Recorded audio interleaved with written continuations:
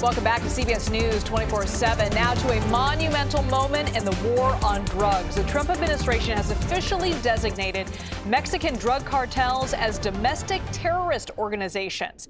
The acting administrator of the Drug Enforcement Administration is voicing strong support for the move. Turning now to CBS News Department of Justice correspondent Scott MacFarlane. Scott, thanks so much for being with us. What else are we hearing today from the head of the DEA?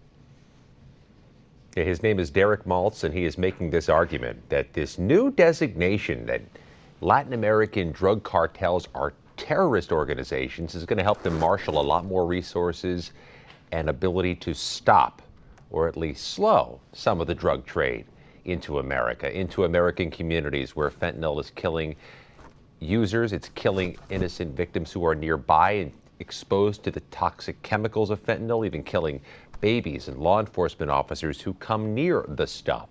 So they're trying to get aggressive about this, and some of this designation offers some new tools.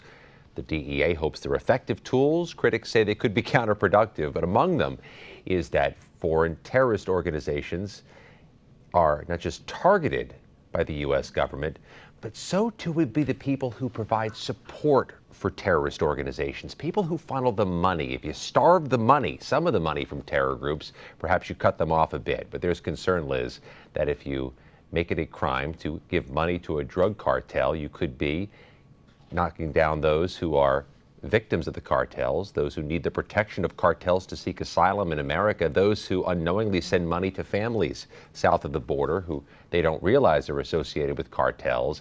There's also the concern, Liz, that you could dry up some of the sources America has on the ground inside the drug networks. Scott, I wanted to pivot to another story you're keeping an eye on. More than 1,500 Trump supporters were pardoned on charges related to the attacks on January the 6th at the Capitol. But a case that does still remain involves a Texas woman, Abigail Schrei. Who is Abigail Schrei, and what are the charges she's facing?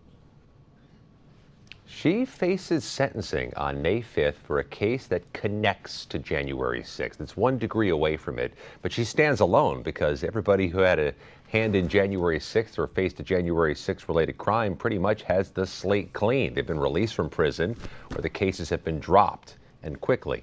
Abigail Schrei pleaded guilty to a federal criminal charge. She was accused of sending a racist, vulgar, violent threat to the judge who was assigned to the January 6th case of President Trump. That case was bouncing around the court for about a year and a half. She pleaded guilty, and she will face sentencing for the violent threat against the judge on that January 6th case.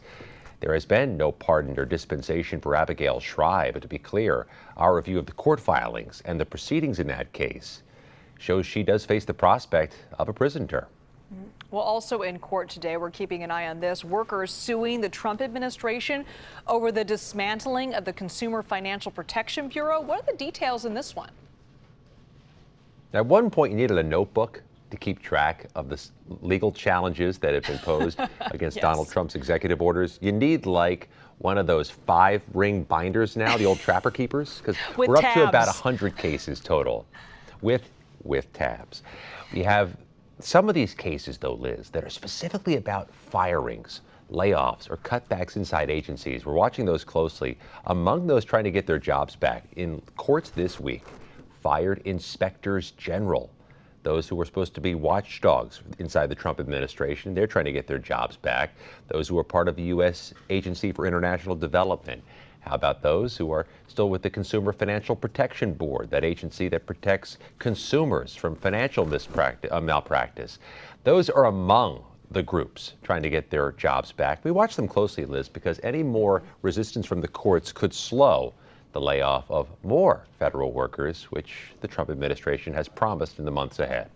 There is so much to keep track of, and Scott, we're so grateful to you for helping us make sense of all of it. Scott MacFarlane there, the CBS News Department of Justice correspondent.